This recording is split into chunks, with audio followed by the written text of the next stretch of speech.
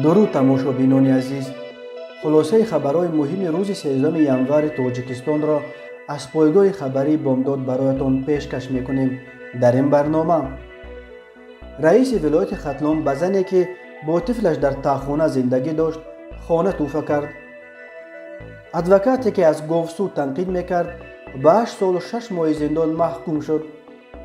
боздошти қиморбозони қарсан топсан ва алик малик ва ошкор шудани дуздӣ аз авториминали пулгузаронӣ дар хуҷанд.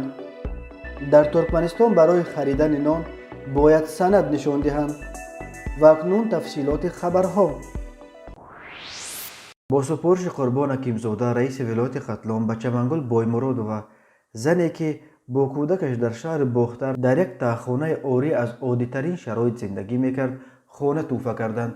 Носирҷон Мамурзода, сухангӯи раиси вилояти Хатлон, гуфт ба Чамангул Боймуродова, сокини 39-солаи Бохтар ва писари 5-солааш Юсуфҷон хонаи якҳуҷрагӣ бо тамоми шароит таъмин карда шуд. Инчунин ба ин оила телевизор, сару либос, маводи ғизоӣ ва барои Юсуфҷон ҳамчунин бозичаҳои кӯдакона, велосипед тӯҳфа карданд. хабар дод Носирҷон Мамурзода. ба иттилои ӯ, ин занро бо ҷои кор низ таъмин карда, писараш Юсуфҷонро дар кӯдакистони рақами 7 ба таври ройгон зери тарбият гирифтанд. Чамангул Боймуродова, ки маъюби гурӯҳи сеюм аст, қаблан дар таххонаи яке аз биноҳои баландошиёна дар қасабаи 4-уми шаҳри Бухтар дар шароити хеле сахт зиндагӣ мекард. қиссаи пургудози зиндагии сахти ин зан ва фарзандашро чанд рӯз пеш хабарнигори нашрияи Фараж Раҳмоналӣ Додархӯҷаев расонаӣ кард ва аллакай дар пайи 3 рӯз мақомоти маҳаллӣ бо амри раиси вилояти Хатлон Қурбон Акимзода ба кӯмаки ӯ кӯдакаш расиданд. додгоҳи ноҳияи Вахш адвокат Саид Нуриддин Шамсиддиновро, ки дар шабакаҳои иҷтимоӣ бо тахаллуси Саиди Садр аз беадолатиҳо дар низоми додстониву додгоҳии Тоҷикистон интиқод мекард, бо ҷурми фурӯши ғайриқонунии қитъаи замин ва тӯҳмат ба як додстон ба 8 солу 6 моҳи зиндон маҳкум кардааст.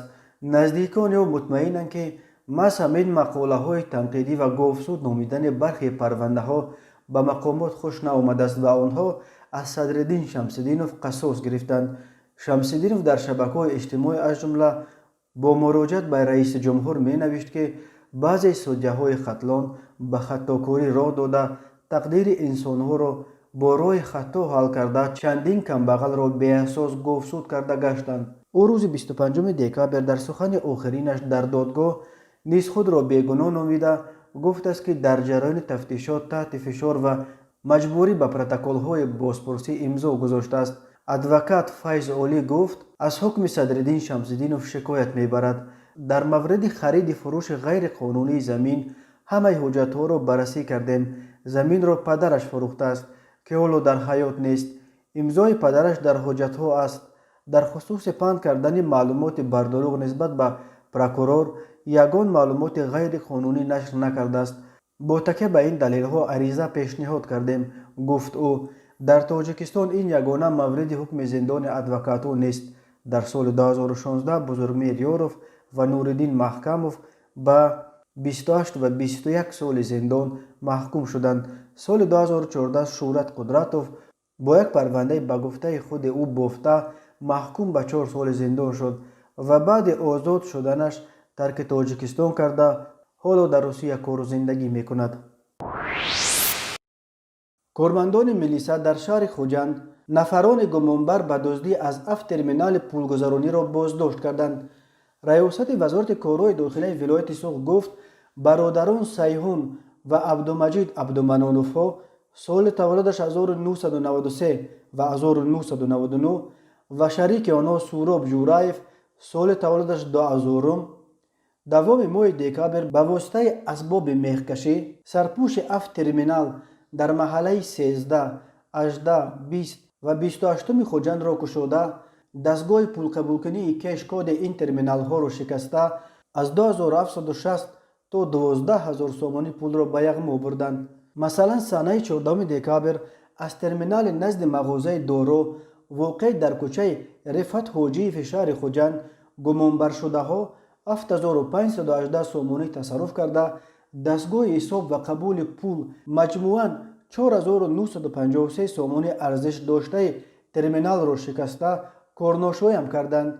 یا اینکه با همین شیوه در نزد مغازه صفیه واقع در محله 28 زیاده از 6000 سومونی تصرف و 4900 سومونی ضرر تکنیکی مال ملک رسانیدند. به ضد این سه نفر بر اساس ماده 244 کودکس جنایتی تاجیکستان با اتهام دزدی پرونده جنایتی کشودند.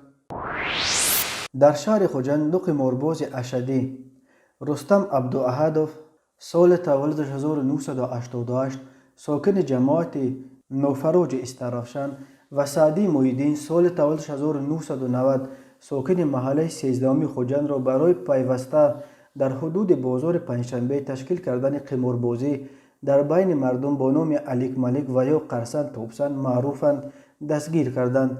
سعدی محیدین با حکم دادگاه به 10 شبانه روز حبس مأموری و رستم عبداحدوف به 7 روز حبس محکوم شدند.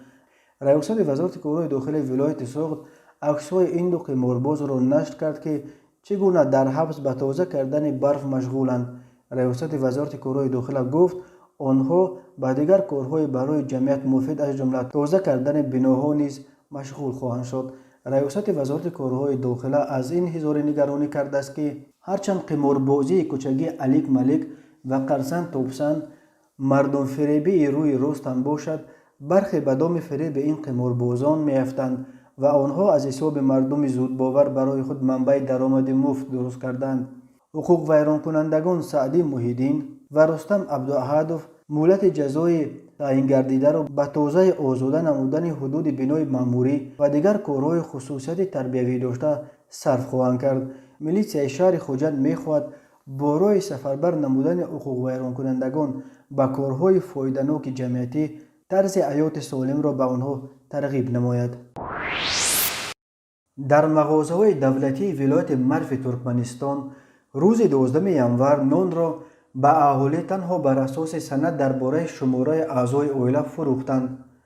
این گونه سند را ساکنان باید از اداره منزل بگیرند، ولی در این اداره ها از اهالی برای گرفتن چنین سند طلب میکنند که سند پرداخت پول گاز و آب و برق را آورده نشان دهند. اما برای گرفتن سند پرداخت پول گاز و آب و برق ساکنان باید از محل زیست خود سند برده به اداره های گاز و برق و آب نشان دهند. ساکنان باید این همه کاغذبازی را انجام بدهند تا بتوانند که از مغازه نان بخرند. این طلبات نو باعث جمع شدن نوبت های بزرگ هم در مغازه ها و هم در پشت در اداره های منزل و گاز و آب و برق شده است. ترکمنستان از سال گذشته با مشکل جدی در مورد تأمین اهالیش با نان روبرو شده است. این کشور همچنین از 1 ینور سال 2019 برای بار اول در تاریخ استقلالش به پورا ستانیدن پول گاز، برق و آب را سر کرد. تا آن دم با شرافت نرخ بلند نفت و گاز در ترکمنستان استفاده یک حجم معین گاز و برق و آب به پول بود.